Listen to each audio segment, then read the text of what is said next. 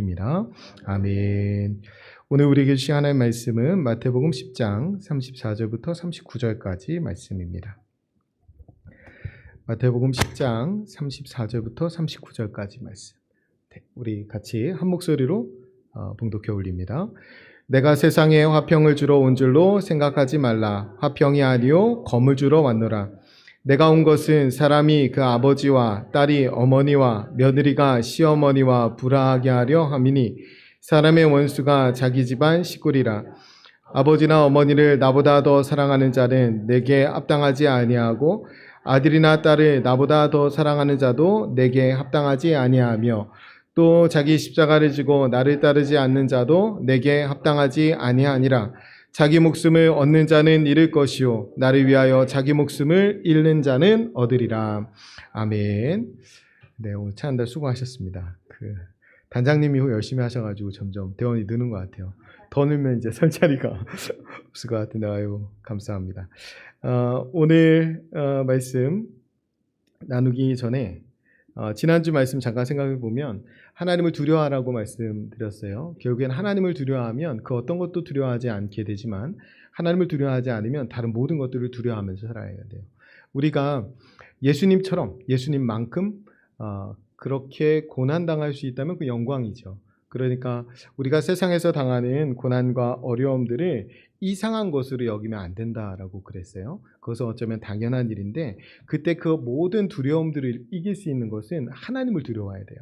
제일 중요한 말씀이 28절 말씀이었는데 몸은 죽여도 영혼을 능히 죽이지 못하는 자들을 두려워하지 말고 오직 몸과 영혼을 능히 지옥에 멸하실 수 있는 일을 두려워하라.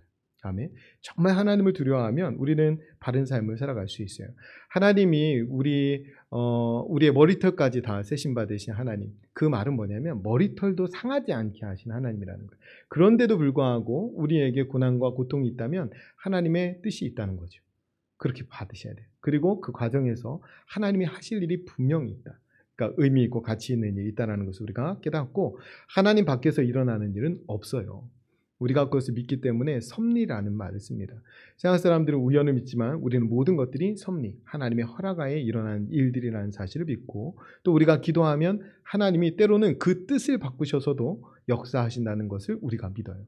그러니까 그 구원의 큰 계획이 아니고서는 하나님 얼마든지 우리를 위해서 뜻을 바꾸어 주실 정도로 좋으신 하나님이십니다. 그래서 그 하나님을 인정하고 그 하나님께 기도하면서 믿음의 길을 잘 걸어가는 저와 여러분 되셨으면 좋겠습니다.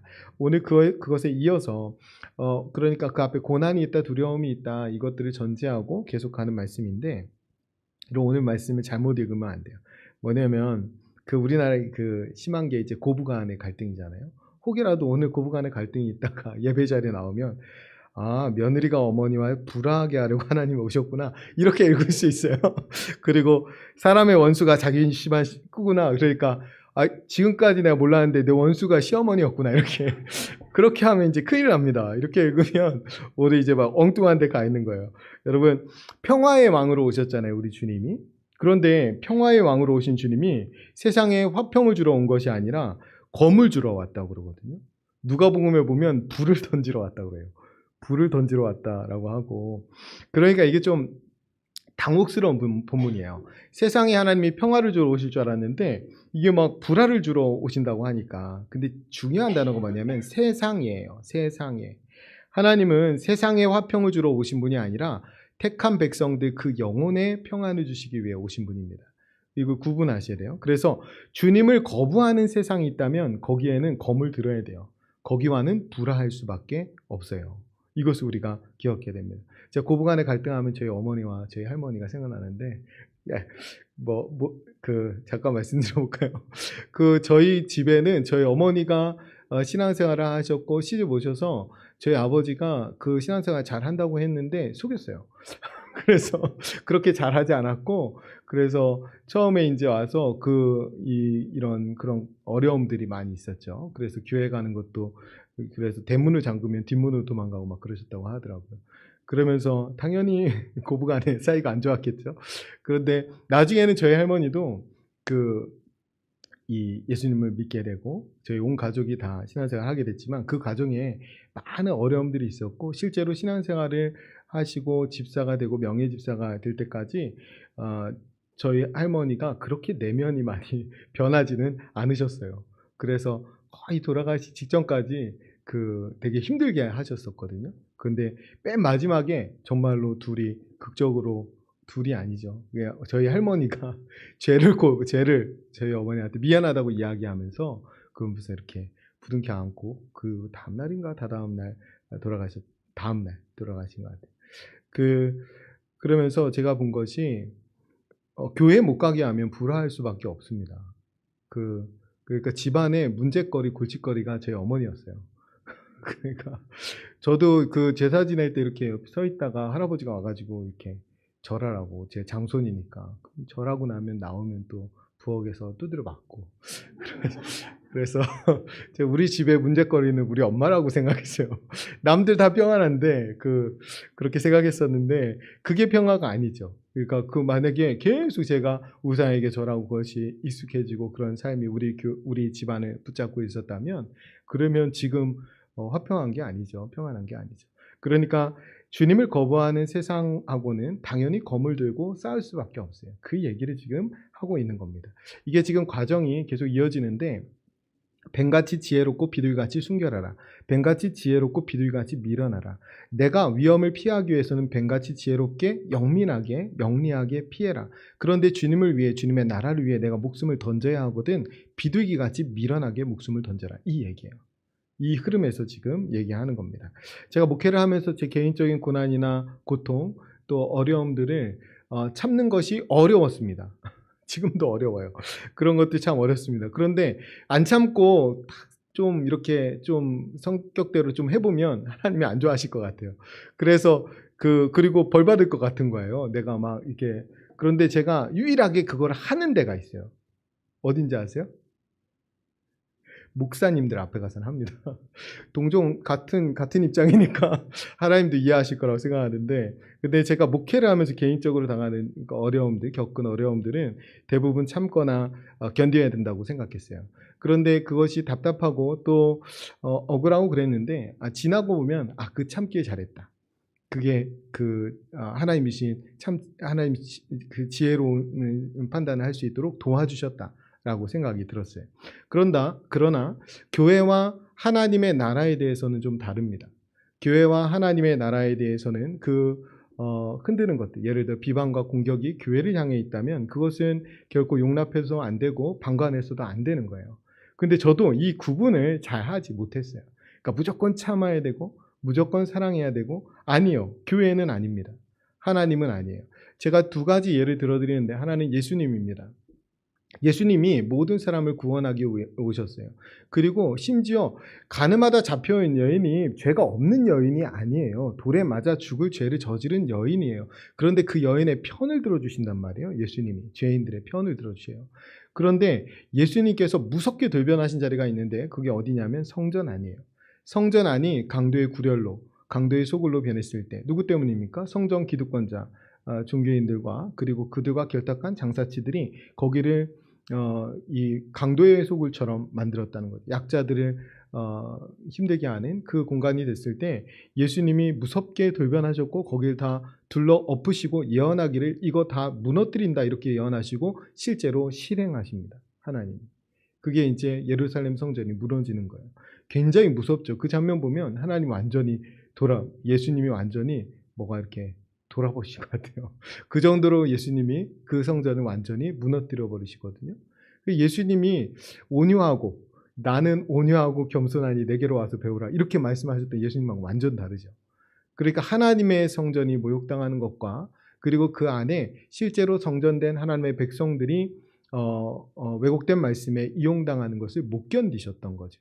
그러니까 자기의 안위를 돌보지 않는 거예요. 그 일로 인해서 예수님이 죽게 되잖아요. 다윗을 한번 생각해 보세요. 다윗이 엘라 골짜기에서 골리앗을 만났을 때 다윗이 왜 나가냐면 그 하나님의 군대를 모욕했기 때문에 그래요. 저 할례 받지 않는 짐승이 이렇게 말하거든요. 저기 골리앗한테 저 할례 받지 않은 짐승이 우리 하나님의 군대를 모욕했다. 이렇게. 그러면서 나갈 때 말리고 혹은 걱정해서 한 말인데 하나님이 곰도 사자도 쳐 주셨으니까 저 할례 받지 않은 짐승 하나님이 이기해 주실 거다. 이렇게 하면서 나아가죠. 그러면서 너는 칼과 난창으로 내게 오거니와 나는 만군의 여호와의 이름, 네가 모욕하는 하나님의 군대의 이름으로 나아간다. 이렇게 말해요. 그러니까 뭘 못 견딘 겁니까? 하나님의 이름이 모욕당한 걸 못 견디는 거예요. 하나님의 군대가 모욕당한 것을 못 견디는 겁니다. 굉장히 사실은 호전적이죠, 다윗이. 여기에서 모든 사람이 이 앞에 나서질 못하고 이 골리앗이 그 앞에서 막 조롱하고 그랬어요. 이스라엘 백성들 앞에서 블레셋 군대가. 그리고 골리앗이 워낙 컸기 때문에 그 앞에 감히 나서지 못하고, 실제 사울 왕이 다른 사람보다 머리 하나가 더 있을 정도로 큰 사람이었거든요. 그런데 못 나가죠. 그럼 자기가 뭐 벗어주려고 하잖아요, 다윗한테. 그러니까 그 아무도 나서지 못할 때 다윗이 나서요. 얼마나 호전적이에요. 그리고 실제로 목동의 삶이 사실은 노숙자 같은 삶인데 양을 지키는 거예요. 들짐승으로부터. 실제로 공과 사자의 입을 찢었던 사람이 다윗이라고요. 굉장히 호전적인 사람이에요. 그리고 그가 첫 번째 전투에서 이긴 상대가 누구예요? 골리앗이에요. 그것도 물맷돌로. 그 다음에 가서 목을 자르잖아요. 얼마나 다윗이 무서웠겠어요. 그런데 다윗이 사울에게 평생을 쫓겨다닙니다. 힘없는 도망자처럼. 다윗이 사울을 죽일 기회가 여러 차례 있어요. 근데 죽이지 않아요. 골리앗 죽인 거로 하면 사울은요 100번도 죽었어요. 그런데 다윗 죽이지 않아요. 그러니까 다윗이 왜 그랬을까요? 그건 자기를 위한 싸움이잖아요. 내 생명 더 내가 도망하는 거 싫어서, 혹은 나 지키겠다고 그 사울을 죽이지 않았다는 거예요. 그런데 하나님의 군대, 하나님의 이름, 하나님의 나라가 모욕당할 때는 전혀 참지 않아요. 이게 다윗의 모습이에요. 뱀같이 지혜로운 장면에서 우리가 다윗을 생각할 수 있어요. 예수님도 생각할 수 있고. 다윗이 자기 한 몸 살기 위해서는 뭐까지 하냐면 미친 척도 합니다. 아시죠? 그 미친 척하고 살아요. 막 침 질질 흘리면서 미친 척하고 살아남아요. 그거 뱀같이 지혜롭다라는 거예요. 그런데 하나님의 이름이 모욕당할 때는 참지 않습니다. 그게 이제 다윗의 멋있는 모습인데 우리도 그러해야 한다라는 거예요. 오늘 39절에 마지막에 자기 목숨을 얻는 자는 잃을 것이요 나를 위하여 자기 목숨을 잃는 자는 얻으리라 이렇게 말합니다.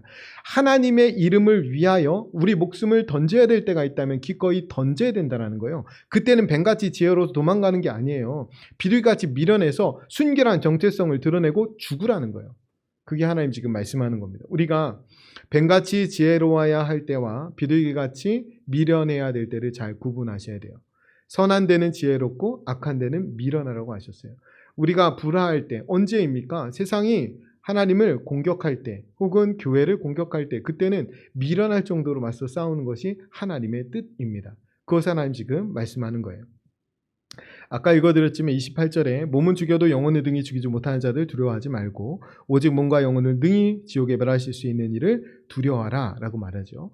여러분, 다윗은 실제로 두려웠던 거예요. 누가? 하나님이. 여러분, 골리앗도 두렵지 않고 사울도 두렵지 않습니다. 하나님이 두려워요. 근데 하나님의 이름이 이렇게 땅에 떨어지고 있는데 다 가만히 있어? 그게 두려운 거예요. 그래서 목숨을 걸고 나서는 거죠. 그런데 하나님이 세우신 사울인데 그래서 하나님이 두려워서 다윗은 차마 사울을 건드리지 못하는 겁니다. 그 핵심에 뭐가 있어요? 하나님의 이름, 하나님의 영광이 있는 거예요. 우리는 하나님을 두려워하고 하나님의 이름과 하나님의 영광을 위해서 사는 사람들입니다. 그래서 모든 기준이 하나님을 경외하는 거예요. 이 경외심은 그냥 무서워 떠는 게 아니라 너무 사랑해서 조심스러운 마음, 그게 경외심이에요. 그 마음을 가지고 내가 하나님의 이름을 위해서, 하나님의 영광을 위해서 살아가는 삶. 때로는 하나님의 이름과 하나님의 영광을 위해서 뱀같이 지혜로워야 할 때도 있고 비둘기같이 순결해야 될 때도 있습니다. 그때의 기준은 언제나 하나님이에요. 내가 아니고. 내 아니가 아니라 하나님입니다. 그걸 기준으로 살아가야 돼요. 그래서 그리스도인으로 살아가는 것은 세상에 맞서서 주님의 가치와 방식으로 살아가는 겁니다. 세상과 버타는 것이 아니라 세상과 맞서서. 예수님이 세상과 맞서셨기 때문에 세상 복전에서 심판받고 그 다음에 십자가에 죽으셨던 거예요. 가장 참혹하게. 그냥 세상에 버타고 사셨으면 그런 일 일어나지 않죠. 여러분, 세속의 가치에 휩싸인 사람, 세상의 가치에 휩싸인 사람과 우리는 분쟁할 수밖에 없습니다. 세속의 가치에 물든 사람과 우리는 분쟁할 수밖에 없어요. 우리는 진리에 따라서 살아가는 거니까. 한번 거짓말하고 그냥 가자. 이렇게 할 때 못하는 거예요. 그러니까 분쟁이 일어나는 겁니다. 우리 역시 세상의 화평을 가져오는 사람들이 아니에요. 우리는 세상 모든 사람과 화평해야 되는 사람 아닙니다. 여러분 정명석, 한학자, 이만희 이런 사람하고는 화평할 수 없어요. 우리는 예수 그리스도의 증인으로 살아가면서 이 세상 죄인들에게 복음을 선포하는 사람들입니다. 세상 그 사람들에게 평화를 주는 사람들이 아니고 그 사람들과 사이좋게 지내는 사람들 아니고 예수님께서 우리에게 주신 것은 그리스도 안에서 누리는 평화지 세상 안에서 누리는 평화가 아니에요. 우리는 예수를 잘 믿고 구원받은 다음에도 자꾸만 세속화되는 건 뭐냐면 세상의 평화를 쫓아가는 거예요. 예수님이 우리에게 주신 평화를 뒤로 하고 세속의 평화를 쫓아갑니다. 그래서 이 기준이 모호해지는 거예요. 그래서 우리가 중요한 게 뭐냐면 적당히 타협하면 안 됩니다. 그러니까 세상도 좋고 하나님도 좋고는 없어요. 그럼 뭐 예수님이 왜 십자가에 죽으십니까? 그러면 세상도 좋고 하나님도 좋고 그런 일은 있을 수도 없고 있어서도 안 되죠. 우리가 신앙 안에서 적당히 좋은 게 좋은 거는 아니에요. 그건 안 돼요. 좋은 게 아니에요. 말 이상하네? 좋은 게 아니에요. 적당한 건 아닙니다. 여러분 공동체가 죽어가고 있는데 공동체가 악한 길에서 벗어나지 못하고 있는데 적당히 타협해 버리는 사람이 가장 나쁜 사람입니다. 그 사람. 여러분 사랑하는 주님을 위해서 우리가 방관자나 구경꾼이 되면 안 돼요. 주님의 몸된 교회, 주님의 피값으로 사신 교회를 위해서 우리가 방관자나 구경꾼이 되어서는 안 됩니다. 이미 도래한 하나님의 나라가 이 땅에 있고 그 땅이 편만하게 하나님의 나라가 임하고 있어요. 그런데 우리가 그 나라가 임하는 그 자리에서 방관자나 구경꾼이 되면 안 된다라는 거예요. 우리는 그 일을 위해 부름받았다는 사실을 꼭 기억해야 됩니다. 그런데 하나님이 이 분쟁은 결국에는 죽이는 분쟁이 아니라 살리는 분쟁이에요. 그러니까 예수님처럼 이 일을 감당하셔야 된다는 거예요. 우리가 세상이 주는 거짓 화평을 쫓아가는 사람들, 그 사람들을 그냥 내버려 두는 게 최고의 복수입니다. 세상의 복을 쫓아서 세상의 화평을 쫓아서 어두운 가운데 눈이 가려져서 가는 사람들 그냥 내버려 두는 게 미움이고 복수예요. 오히려 그 사람들과 분쟁하더라도 부딪히더라도 하나님의 가치와 맞서서 그들이 돌이킬 수 있는 기회를 주는 것이 하나님의 사람들의 싸움입니다. 그래서 싸우는 방식이 달라야 돼요. 그러니까 미움이나 보복으로 흐르지 않도록 조심해야 됩니다. 그러니까 이거 어떻게 싸워야 되냐면 기도하면서 싸워야 돼요. 이게 되게 중요해요. 그냥 싸우면 잘못됩니다. 기도하면서 싸우셔야 돼요. 그래야 하나님의 이름, 하나님의 영광이라는 목적을 놓치지 않습니다. 우리는 싸우다 보면 어떻게 돼요? 감정적이 됩니다. 싸우다 보면 감정적이 돼요. 그러니까 내 감정에 충실하게 돼요. 그럼 어떻게 될까요? 처음에 그 목적을 다 잃어버리게 되죠. 그래서 기도하면서 싸워야 합니다. 더 많이 기도해야 돼요. 예수님이 하나님의 아들이신데 이 땅에 오셔서 십자가를 감당하기 위해서 겟세마네 땀방울이 핏방울이 되도록 기도하셨어요. 예수님도 그 싸움 앞에 기도하셨다면 우리도 싸움 앞에 기도할 수 있어야 됩니다. 기도하지 않으면 우리는 이것을 훌륭하게 겪어내지 못해요. 그리고 나중에 다 싸운 다음에 아무것도 남은 게 없네 이럴 거예요. 근데 이것이 하나님이 원하시는 뜻이었나 이렇게 돼버릴 거예요. 우리가 이 과정에 기도하면서 하나님의 선한 싸움을 싸울 수 있도록 노력해야 됩니다. 37절부터 39절까지 말씀해 보면 아버지나 어머니를 나보다 더 사랑하는 자는 내게 합당하지 아니하고 아들이나 딸을 나보다 더 사랑하는 자도 내게 합당하지 아니하며 또 자기 십자가를 지고 나를 따르지 않는 자도 내게 합당하지 아니하니라. 자기 목숨을 얻는 자는 잃을 것이요 나를 위하여 자기 목숨을 잃는 자는 얻으리라 라고 말씀합니다. 여러분 가족 사랑하지 말라는 얘기가 아니잖아요. 뭐예요? 나보다 더 사랑하면 하나님보다 더 사랑하지 말라라는 거예요. 여러분 하나님보다 더 사랑하는 건 진정한 사랑도 아니에요. 그 왜곡된 사랑이죠. 대표적인 게 세습입니다. 평생 하나님 사랑한다고 하면서 목회했다가 은퇴할 때쯤 되면 교회를 자식한테 주는 거예요. 여러분 그건 하나님을 사랑하는 거예요? 자식을 사랑하는 거예요? 자식을 하나님보다 더 사랑하는 거죠. 그것이 교회도 망치고 자신도 망치고 한국의 기독교도 망쳐오고 있어요. 여러분 제가 이렇게 좀 요즘에 알아보니까 그 교회 소송이 되게 많더라고. 교회 소송이 되게 많는데 그래서 제가 그 관심이 많아가지고 남의 송장도 좀 많이 읽어봤어요. 저 어떤 내용들인가. 다 돈입니다. 100% 돈입니다. 돈 달라는 거예요. 하나님이 어디 있습니까? 거기에 다 돈이지. 여러분 정말로 이단하고 피 흘리면서 소송하는 사람은 거의 없습니다. 그런 경우는 거의 없더라고요. 다 돈이에요. 청구 취지, 청구 원인 다 돈입니다. 여러분 그 어디에도 하나님이 등장하지 않아요. 여러분 하나님이라는 말 자체가 그 안에 없어요. 하나님하고는 무관한 거예요.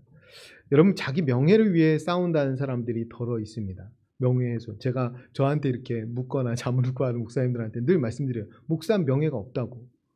이게 이제 성도님들 앞에서 이렇게 서가지고 많은 분들이 이렇게 봐주니까 본인들이 대단한 공인인 줄 알지만 명예 없어요. 명예훼손 받기 되게 어려워요.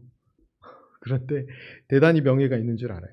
그래서 명예를 위해 싸운다는 사람들 더러 있지만 결국엔 그 사람도 뭐 달라는 겁니까? 명예훼손 있으니까 돈 달라는 겁니다.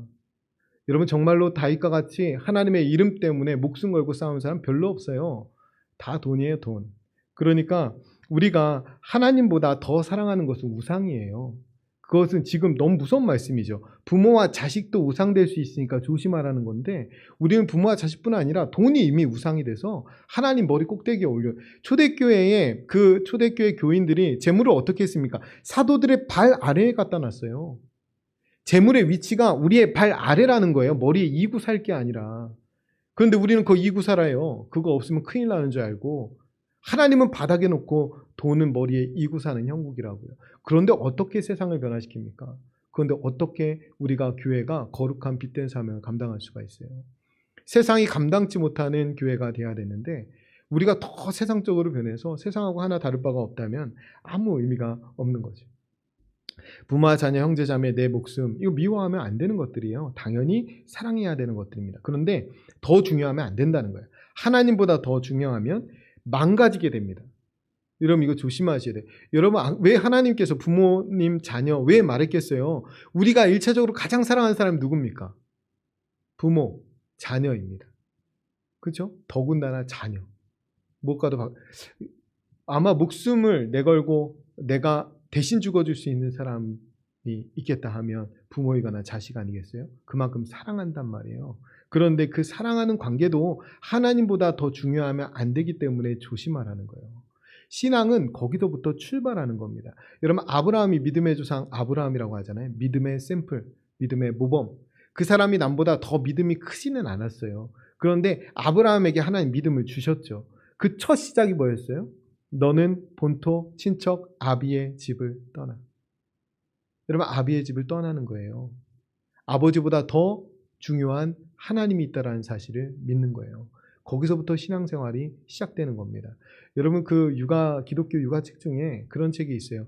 복수당하는 부모들이라는 책이 있습니다. 자식에게 왜곡된 사랑을 하는 거예요. 제대로 된 성경적인 가치관을 가르치지 않으면. 그러면은 이 부모가 노인이 돼서 이 아이들이 여전히 어린아이 같아서 복수당하면서 산다라는 거예요. 근데 그런 거 많이 있습니다. 우리가 떠나야 될 때, 떠나보내야 될 때를 잘 아셔야 돼요. 이제 떠나보내셔야 되는데.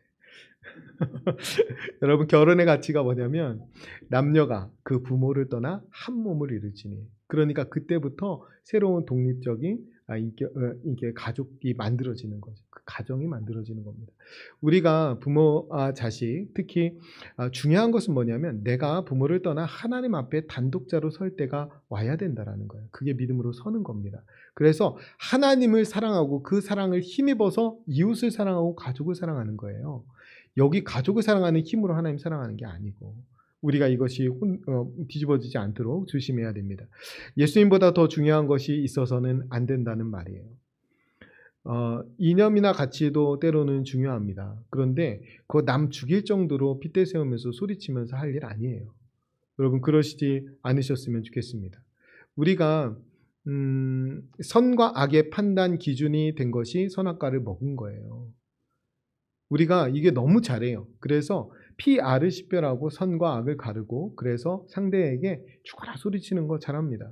그런데 그것을 하나님 원하시는 거 아니에요. 그래서 이념과 가치관 때문에 우리가 그리스도인의 품위를 잃어버리고 이상한 일들을 하지 않으셨으면 좋겠어요. 제가 주일에 말씀드렸죠. 우리 성도님들이 이상한 성도님들 되지 않도록 기도한다고. 우리가 좋은 사람 돼야 돼요. 모두에게 다 좋은 사람이 돼야 되는데 중요한 것은 뭐냐면 예수님보다 더 중요한 건 없어요. 그러니까 내가 예수님을 찬양하는 사람, 예수님을 노래하는 사람, 예수님을 기뻐하는 사람. 그러니까 내 입술을 통해서 예수님이 증거돼야 된다라는 거예요. 그것이 가장 첫 번째. 그러니까 내가 가장 사랑하는 분이 예수님. 그 예수님을 위해서 해야 되는 일이 제일 첫 번째. 여기를 넘어서는 게 있어서는 안 됩니다. 38절에 자기 십자가를 지고라고 되어 있죠. 여러분, 고난과 십자가는 구분돼야 돼요. 고난하고 십자가. 고난과 십자가. 뭐냐면 내용은 똑같지만 전혀 다른 거예요. 고난은 고통을 주는 거죠. 그런데 십자가는 예수님의 이름으로 감당하는 고난이 십자가입니다. 예수님의 이름으로 감당하는 고난. 예수님의 이름으로 감당하는 고난은 나를 성장시키기도 하고 하나님 나라를 확장하기도 합니다. 그래서 이거 어떻게 구분하면 되냐면 내가 고난당한 거 계속 이야기하잖아요. 그럼 그건 고난이에요. 그냥 고생만 한 거예요. 그러니까 남자들이 계속 모이면 군대 얘기하잖아요. 그거는 십자가가 아니에요. 그건 그냥 고생한 거예요. 고난. 그런데 예수님의 이름으로 감당한 고난은 상처와 아픔이 남지 않습니다. 그래서 그것을 막 고생이라고 얘기하지 않아요. 여러분 생각해 보세요. 여러분 자식을 위해서 하는 일도 비록 어려운 시절을 살아왔지만 고생은 했지만 자식 앞에서 너 내가 얼마나 고생한 줄 알아? 얘기하는 부모 있어요? 별로 없습니다. 화날 때 한 번씩 할 수는 있지만 그런데 그거 고생이라고 생각을 안 해요. 그게 십자가입니다. 우리가 예수님을 위해서 예수님을 사랑하는 하나님의 자녀로 십자가를 진다라는 것은 그런 거예요. 예수님의 이름을 위해서 감당한 고난, 그것은 우리에게 상처와 아픔으로 남지 않습니다. 우리가 이거 참 어려운 말씀이죠. 하나님은 우리에게 너희들 세상에서 너희들 미워하는 사람 있어. 너희들 괴롭히는 사람 있을 거야. 너희들 환대하지 않아. 너희들 적대적으로 대하는 사람 있을 거야. 그런 사람 있으면 잘 도망다녀. 그런데 내 이름에 대해서 모욕하는 사람이 있으면 그때는 좀 싸우기도 해봐. 이 말씀을 지금 하는 거거든요. 그런데 그게 나 위에서 십자가 지는 거야. 이렇게 주님 말씀하시는 겁니다. 우리가 이 말씀을 진지하게 받고 그리고 이 하나님을 사랑하면 하나님을 두려워하면 경외하면 이것도 우리가 감당할 수 있어요. 우리가 내 왕국 만드는 사람들 아니고 하나님의 나라를 위해서 헌신하는 사람들입니다. 그것이 가장 복되고 가장 행복한 삶이에요. 여러분 돈 아무리 쫓아가면 뭐 하겠어요? 위장병만 걸려도 밥맛이 떨어집니다. 그래서 위장병만 걸려도 돈이 아무리 많아도 맛있는 거 못 먹어요.